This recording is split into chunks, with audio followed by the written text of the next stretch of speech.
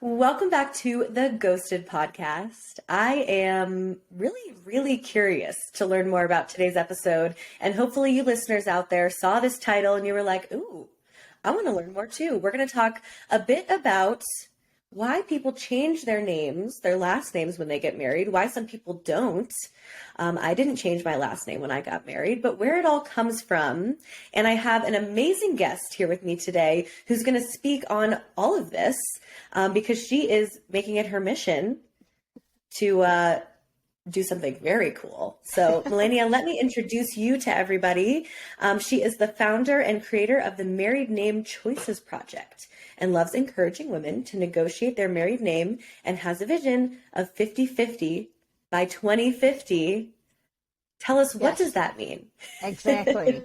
Hi, Abby. I'm so excited to be here. Like I mentioned before, this is a passion of mine to talk about married name choices. And I'm really excited to talk to you and all of your listeners about the topic. Yeah. So 50-50 by 2050 is having gender equality when it comes to married name choices.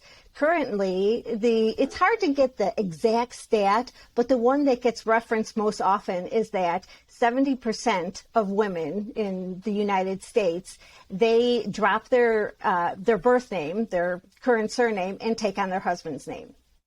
And then the other 20% usually keep their maiden name, and then another 10% will do something different, like maybe hyphenate their name, or maybe move their birth name to their middle name and take on their husband's name, or one of those other combinations that I'm sure you've heard different friends talk about, all their different creative combinations. But in comparison, only 3% of men usually change their names. And that's usually to hyphenate his name with her name, and he will actually go through the steps of legally changing it. But as far as men taking the woman's name or the couple coming up with a new name, it's out there. You've heard of this person or that person doing it, but it's a very, very small percentage of men who actually will change their name when they get married. Yeah. Right. I mean, I haven't heard of that a lot. And even, the statistic of the hyphenating, I thought that would be more common than 3% of men only hyphenating. Yeah, well, usually it's the woman hyphenating her name with the man's name. So, and it's her legally changing her name. So, or sometimes the guy will, maybe add on the name too, but they don't legally change it, go through the whole, legal documents to officially change their name. So usually, it's only about 3% of men who change their name when they get married. Again, people change their names all the time. Men change their name. Here's a fun statistic that I came across. Last summer when Jennifer Lopez and Ben Affleck got married, and she changed her name, maybe not legally, but dropped her name and took on his name. Ben Affleck has legally changed his name in the past. He had a hyphenated last name, and he legally changed it to just the one name. So, men do change their name. Women change their names all the time for many different reasons. But as far as when men and women get married, typically it's 70% of women will drop their name and take on the husband's name, where only 3% of men will change their names. Right. So is the goal of 50-50 to get those stats to 50-50? Yeah. And it's a fun saying, 50-50 by 2050. You wonder, 50-50 seems so far away, but to change, to have society evolve and change in traditions, sometimes it takes a while for people to adjust to the new ideas and really come to terms with all the other feelings and unconscious biases and stereotypes that are underneath the change, that sometimes it takes a while. But if by 50-50, if 50% of men were actually changing their name when they got married also, that'd be great. Ooh, okay, we'll check back in 2050. You'll be back on the Ghosted podcast. We'll see where we're at. Maybe have some check-ins, obviously, in the meantime. And And tell me, I guess, a little bit of the background. What got you into this? Is this something that's kind of just a passion project you're doing? Is this your full-time endeavor? Right. No, it's not my full-time endeavor. It is a passion project. And, I grew up in the United States, so in this society. And, I saw my mom changed her name when she got married. A lot of my friends did. When I first got married, when I was 21, I, changed my name too. But it always in the back of my mind, kind of like, well, why don't men typically change their names? Every now and then you'll hear something like I said of a man changing his name, but typically, it's the woman changing her name. And the answer that I got was just always, it's tradition, or that's just the way it's done, or that's what everybody else does. You don't question it. And I was raised Catholic, so a lot of times you just don't question everything. You just kind of like go along with the flow.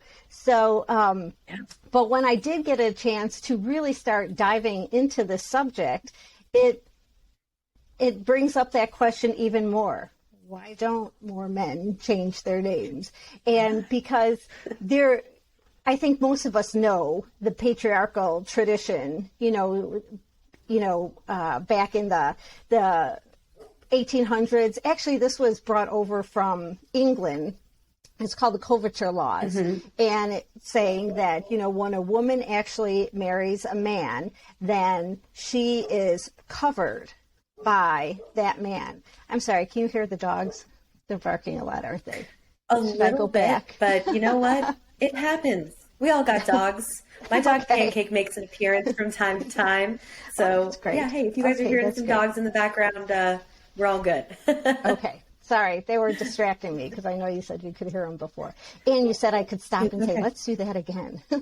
We can. Do you want to start the question over? Yes. It's totally start okay. The question over. Yeah. Okay. So I'll just ask you that one again, too. Okay. What was my question? Here, I can lead us into that. So I know you were saying this is not your full-time endeavor at the moment, but a passion project. Give me a little bit of the history of what kind of led you to be like, oh, this is something I want to shed a light on. Right. Yeah, it was always a curiosity of mine, the question, why don't men typically change their names?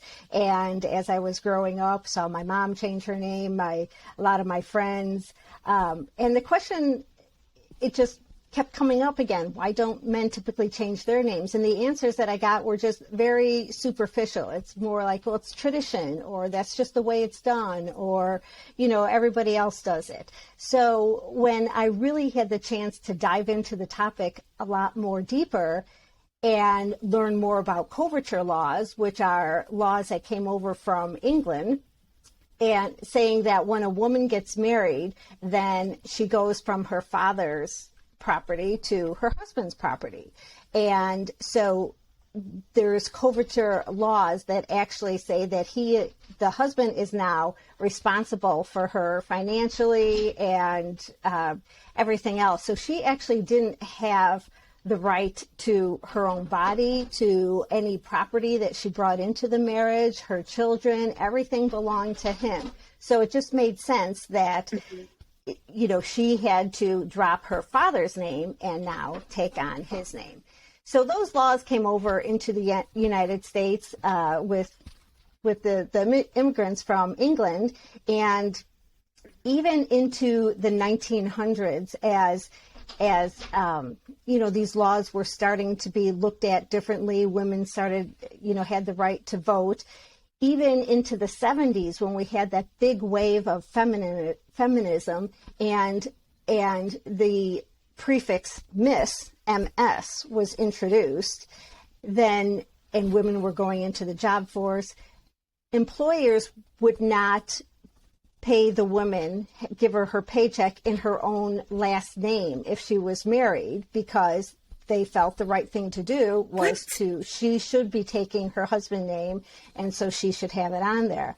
And also women, they had a hard time voting because their voter registration card, it had to have, if she was married, have her husband's name on it. And if she legally kept her own birth name, then she didn't have that piece of document to go and register.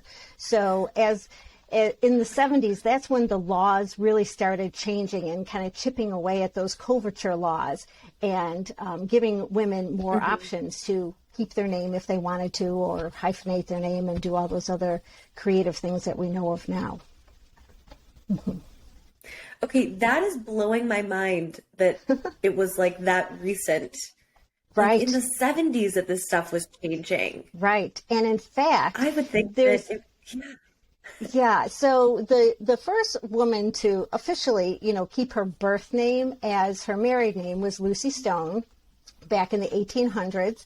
And at that time, so more women started realizing, oh, okay, maybe I want to keep my birth name. Well, it didn't catch on very fast. It did not catch on until, again, the 1920s when women won the right to vote. And then in the 70s when we had this big wave of feminism, Gloria Steinem and, all those great women, that it really started catching on. And again, they started chipping away at the laws that were restricting women from their rights to financial security and everything else that they were restricted from back then. But it wasn't until 1983, not 1883, but 1983, that the last of the states, Alabama, officially allowed women to keep their name as their birth name as their married name. So yeah, it was as recently as 1983. It's kind of crazy. I mean, some of these laws that are still on the books, weren't as enforced as strictly Right. as others, but yeah, to know that it wasn't until 1983 that all 50 states allowed women to keep their birth name as their married name when they got married. So now there are no laws requiring women to change their name, and there are no laws requiring men to keep their name. So that's where the fun comes in. The fun of why are so many women still dropping their last name and taking on their husband's name. And of course, it's a personal decision. Everyone's, got different situations and different thoughts and ideas about that. But that is my fun project, to find out why so many people are still clinging to this tradition so tightly. Yeah, and it is interesting too, just kind of as we, kind of push out all these other very traditional things in relationships, of, traditional gender roles, or, the man being the breadwinner, or, right. Obviously in same-sex relationships, figuring out what kind of gender roles, if any, you want to fit into. Right. So, it's interesting that this one has stuck around. Yeah, and the other... when I got married... Sorry. Okay. Oh, I'm sorry. And I was going to say the other way too is, like, men have the opportunity now to choose to stay home and raise the kids if that's what their passion is.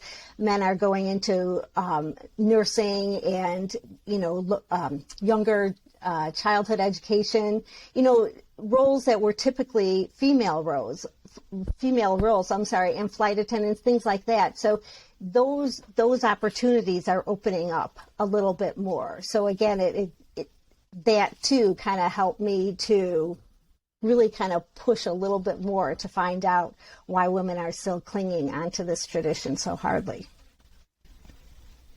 So what have you found in your research of why some women do still go with the tradition? So that's the fun and interesting part. I think a lot of times, there's like I mentioned before, it's the emotions that are underneath that tradition that sometimes keep us in that position. And most of your listeners, I think, I don't know if you're throughout the world, but within the United States, we're raised global here. Okay, so. We're all men and women. We've been raised in this society that has taught us to, for women, when they get married, they're drop their name and take on their husband's name. So part of that is the whole romantic, when I get married, I'm going to have this beautiful white wedding dress, and how often, I know I did it when I was back in junior high, whatever crush I had at the time, make little hearts and the names and kind of put my name with his last name. So it was just all kind of ingrained in our upbringing, in our society. And so it's part of that whole romantic wedding package. So that's one part of it. Another part of it is that a lot of women just feel it's the right thing to do. It's honoring your husband, honoring his family, honoring the tradition. And so a lot of women have told me, well, I'm just traditional that way.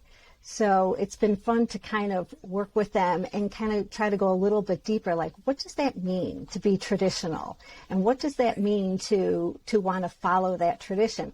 Like you said, a lot of other traditions are changing, especially in weddings.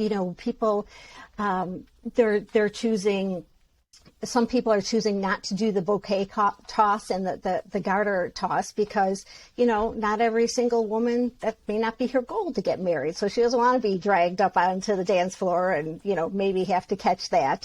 And then too, when you look back through the origins of like the whole garter toss, and when you understand where that came from and why that's still happening, you're like, I don't know that I want to support that tradition anymore. So, couples are really looking at a lot of wedding traditions and deciding, hey, does that really fit our time, the society and where we are with our beliefs, and does it fit us, as two individuals coming together as a married couple? Does that tradition still fit us too?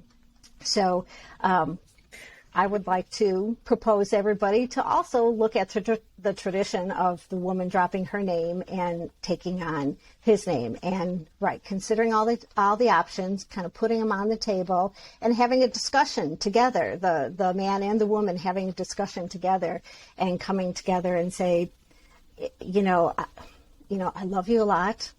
Your name is Grosswiener.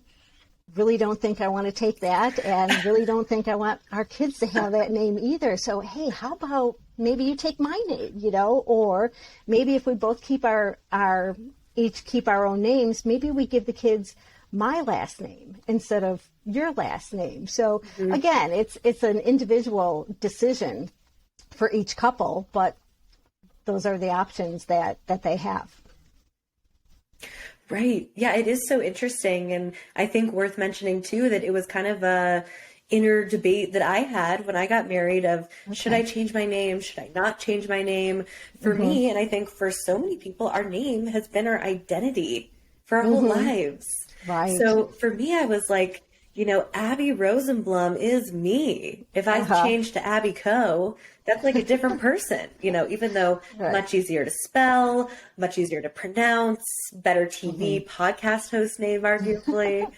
But, to me, I was like, I feel like I'm almost giving up a portion of how I identify. And not to mention, I've done some work on the SEO for my name with my business. But I could imagine, is that something you run into, that it's like this identity shift for people? Yeah, you're definitely not alone in that, especially because men and women are getting married. Their first time marriage is a little bit older. Right now it's around 29 and 31 for women and men. And so women have their college degrees are in that name. They've started their career often with that name. They have their own finances, their passport, all their identification is in that name.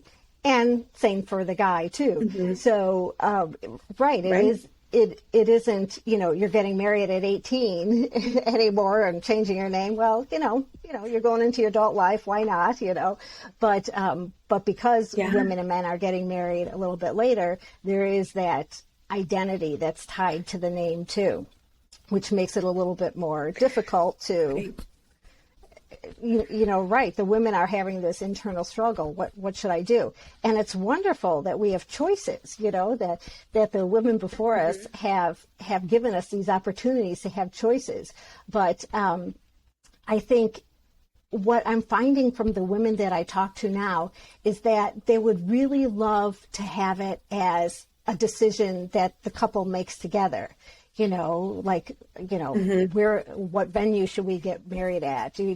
Where should we live? And what should we do with our name? Let's come together and decide what's best for you and me and us, going forward, instead of just putting the pressure. And I kind of say that loosely, putting the pressure on the woman, because yay, the woman has choices. Yay, the woman gets to decide. But the women that I've been talking to, they don't want it to be all about her decision and her having to try to figure out, should I go with tradition? Should I honor my husband and, go that whole route? Will his parents be upset with me? Will my parents be upset with me? What should I do? Instead, they want it to be a decision that the couple makes, and that they come together, they make the decision, here's what's best for us, and then they go out in the world together and say, here's what we've decided, and kind of come together as a team. Right. Yeah. I would definitely love to see that shift more, because I think there is a lot of assumption, even we'll get stuff in the mail and it's like Mr. and Mrs. Kevin Coe. Right. And I'm like, whatever. I accept it. Right. It's fine. But, I think I will be interested to see that shift. I'm totally on board to see what happens in 2050. And I was going to ask you too, do you think other cultures are changing in similar ways? I know you're probably focusing a lot on the U.S., obviously, because that's where we are. Yes. You know what? Again, I think it's great to be in America and have these choices, because there are some other cultures that have put laws in place because they want more gender equality. So they've put laws in place saying women cannot change their name, which, okay, that keeps the women with their name, the men with their name, nobody changes names. But then who wants the government making that decision for you? Maybe a lot of people, they love having the one family name, and the one family unit. So it's great that we still have a choice. I know in Japan, the government has made a law that married couples have to have the same name. They can choose, the wife's name, they can choose the man's name, but the couple has to have the same name, organization, keep it, keep it more organized and neat and orderly that way. And I know up in Quebec, which is interesting because it's not all of Canada, it's just Quebec, they've also made the law that women can't change their name. And it's coming from a gender equality position. But again, I would rather have it the way that we have it in the United States, where the government is not making the decision for us, that we get to come together as a couple, as or individually, and make the decision for ourselves. Oh, very interesting. I didn't know about that in other places, so that's super cool. And what about with same-sex couples? Do you notice any trends with picking one name over another? I would think that obviously has to be a much more open conversation, because there are no assumptions that are made. Right. Exactly. Yeah. And that really helped me to dive into this a little bit further, because, again, with same-sex couples, like you were just mentioning, they have to have these conversations. It's not assumed that one person is going to drop their name and take the others. So they have to come together, and they have to both say, hey, here's my name, here's your name. They're both equal. What do we do? Do we want to have one name together? Do we each want to keep our own names? If we have children, do we want to hyphenate their name? Do we want to give one child your name, one child my name? So they have to have these kind of conversations, where in a heterosexual relationship, the men and women are not, because there's still this assumption that the man's name is more important than the woman's name. And that's part of this project too, is to bring the awareness to women that their name and their identity and their family history is just as important as the man's. So it's important to come together and both decide, what do we want to do with our name? Or do we want to come up with a new name? And again, some people get stuck in the tradition, like, well, how will I pass on my family name? Or how will I honor my ancestors before me. But how have women done that for all these generations? So it's important to look at those feelings underneath, and because a lot of times it's just fear. It's fear that, well, I'm going to lose my own identity, or he's going to be upset with me, or my parents are going to be upset. I talked to one guy who said that when he got married the first time, he told his fiance that it was a deal breaker. If she didn't take his name, it was a deal breaker. And I'm like, that's kind of extreme. I said, so what, and why? What was that strong feeling that made you say, she had to take your name? And he thought for a minute, and he said, well, because if she didn't take my name, my dad would think I'm a weaker person. I said, oh, and, do you really believe that that's true? And he's like, well, he would be disappointed in me, but he's like, but that's odd. I never really thought about that before. So, it was just the fear that was bubbling up right there, and he just didn't even want to look at that fear. But once he did, and he thought, oh, it's just because my dad is going to think I'm a weaker person. That's not true. I could talk to my dad, my fiance's more important. And so once he kind of dove into some of that fear, he had a completely different outlook on the whole idea. So again, I just think it's important to kind of look at those emotions that are underneath the decision and bring it to a gender equal playing field, and like same-sex couples, and have that conversation. It should be something on everybody's marriage checklist. Again, we're, the venues, the bridal party, the honeymoon. What do we do with our married name? And have that as a conscious conversation. I was still surprised at how many people still say, we just never even talked about it. We just both assumed, the woman, I would drop my name and take his name, and we never even talked about it. So I was surprised. Right. That's surprising to me too. I feel like, that we have to communicate about so many things in dating and relationships. So hopefully, if that's the precedent you set, then you can also communicate about something like this. And for single people listening, don't think you have to make a decision on this right now. Just something interesting to keep in mind. That was important that I found too, is that a lot of women that I've talked to now, they feel that this is something that, kind of once you get into that relationship stage where, it's kind of long term, and you start kind of throwing out, when we're married, and you start talking about, hey, it's important to me that we have 3 kids, or we live in Chicago, or, start throwing out those kind of ideas, that they felt that that's the time to start talking about married names too, because if somebody does have a really strong connection to their last name, and I'll just go with Grosswiener again, and he's like, it's my name. Those poor Grosswieners out there. I know. And they are out there. I'm sure they're very lovely people. I haven't met them personally, but they're lovely people. But you know what? If that's something that, is really important to him, and it's really important to her that name does not get passed on to their children, or there's other situations too, but the women that I've talked to feel like this isn't something you should wait until you're engaged. It's kind of something you should start talking about when you're kind of more in that long-term relationship stage. And then too, as soon as you do get engaged, you can introduce this idea of what your name is going to be to parents, to the bridal party, to your friends. And this one lady I talked to, where she lives, are really big into monograms, the first, middle, and last name. So as soon as they got engaged, her future mother-in-law gave her a monogram sweater with her new initials on it, assuming she was going to drop her name and take her husband's name. And she said she really struggled with that because she hadn't decided what she was going to do yet. And she didn't want to offend, her future mother-in-law, saying, hey, you know what, this is inappropriate. I haven't decided. And so women that I've been talking to are saying, you know what, you might want to do this when you're in that long-term dating stage. Mm-hmm.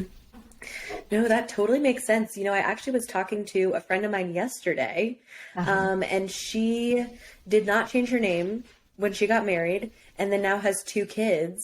And I guess people at the school were like, "Oh, well, are you married or are you divorced? Like, is this really your mom?" And she was getting all Hmm. these questions, and she's like, "Oh, I'm just gonna hyphenate my name so I can stop getting these freaking questions," Yeah. Yeah. There are, which I feel like is and ridiculous. yeah, and you know what? When you do look at other cultures too, I was talking to a lady and that I work with, and in her culture, she's from the Indian culture, and um, it's customary there for women to keep their name and for the man to keep their name, and then when they have children to like hyphenate their names together or to actually create a new name for that child. So she said to have three different surnames in the family is very common in her culture. And so I said, I asked her kind of that question too. Have you ever had trouble when with schools, with I don't know, hospitals, flying, things like that? And she said, yeah, we know what paperwork we need to have, and that's just the custom there, and so they don't question it. Yes, it's nicer to all have, Smith as your last name or something like that, but that's not always the reason to go with that choice. There are other ways to work around it. Hmm. Yeah. And so you were kind of compiling all this research into something bigger, correct? Yes. Yeah. So I am, my project is the Married Name Choices Project, and I have a website, and, so I do post my blogs there and answer questions from other women. I have a free 30-minute consultation. If sometimes people just want to talk it through a little bit more, and they don't really want to go to their family, or so I'm just, I kind of listen to them and throw out questions and kind of help them think through, their choices and give ideas and things like that. But then also, too, I'm compiling all this information. And yes, I'm writing a book about it to help further my passion to get 50-50 by 2050. Exciting. And give us the website again so people can reach out if they're interested or Sure. find more information. Right. Yeah, it's marriednamechoices.com, or you can go to my Instagram page, which is also Married Name Choices. Perfect. Mm-hmm. And any other final parting words of wisdom for our single listeners? I know we've been focusing a lot about the people in relationships, but Mm-hmm. anything you want to impart to people who might be single listening? You know what, as I've talked to my kids as they've been growing up, it's many people kind of look at my project and my ideas, and they think, oh, you're just trying to get every woman to keep her own name. And that's not true. I think it's a personal decision for each person, for each couple, but I just really wanted to emphasize to my kids, to your listeners, to all the single folks out there, that we have choices. And it's so wonderful that we have all these choices, including, asking him to take her name, or again, if you both choose to keep your own names, why not give the kids her name instead of his name? So it's just so wonderful that we have all these choices, and it's important to talk through, even negotiate your name, and get into these feelings that are underneath why we're doing what we're doing. I like it. Thank you for sharing so much information. I learned a lot from this episode, so Great. hopefully people listening also got some cool tidbits. If you're Great. watching the YouTube, then you know by my shocked face that there were some facts that I had no idea about. So, Melania, thank you so much for joining me, Thank and you. can't wait to check in 2050. Everyone stay tuned. Sounds good. Thank you very much.